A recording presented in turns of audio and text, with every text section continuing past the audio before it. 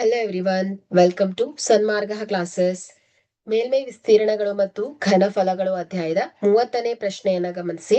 ಒಂದು ಗೋಳದ ಘನಫಲ ಮತ್ತು ಮೇಲ್ಮೈ ವಿಸ್ತೀರ್ಣಗಳು ಸಾಂಖ್ಯಿಕವಾಗಿ ಸಮನಾಗಿದ್ದರೆ ಅದರ ತ್ರಿಜ್ಯವು ಆಯ್ಕೆ ಎ 2 ಮಾನಗಳು, ಆಯ್ಕೆ ಬಿ 3 ಮಾನಗಳು, ಆಯ್ಕೆ ಸಿ 4 ಮಾನಗಳು, ಆಯ್ಕೆ ಡಿ 5 ಮಾನಗಳು. ಓಕೆ, ಸೊ ಇಲ್ಲಿ ಗೋಳದ ಘನಫಲದ ಸೂತ್ರ ಏನ್ ಹೇಳಿ, 4/3 πr ಕ್ಯೂಬ್. ಸೊ ಇಲ್ಲಿ ಗೋಳದ ಮೇಲ್ಮೈ ವಿಸ್ತೀರ್ಣ, ಸೊ ಗೋಳದ ಮೇಲ್ಮೈ ವಿಸ್ತೀರ್ಣದ ಸೂತ್ರ 4πr ಸ್ಕ್ವೇರ್. ಸೊ ಇಲ್ಲಿ ಆರ್ ಅನ್ನೋದು ಏನ್ ಹೇಳಿ ಗೋಳದ ತ್ರಿಜ್ಯ ಆಗತ್ತೆ.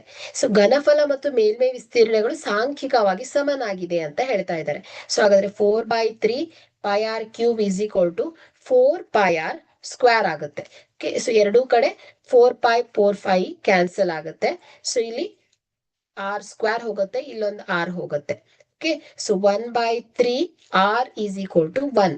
So R is equal to ಏನಾಗುತ್ತೆ ಹೇಳಿ 3 ಯೂನಿಟ್ಸ್ ಆಗತ್ತೆ. ಓಕೆ, ಹಾಗಾದ್ರೆ ಇಲ್ಲಿ ಸಾಂಖ್ಯಿಕವಾಗಿ ಸಮನಾಗಿದ್ದಾರೆ, ಅದರ ತ್ರಿಜ್ಯವು ಏನಾಗುತ್ತೆ ಹೇಳಿ 3 ಮಾನಗಳಾಗತ್ತೆ.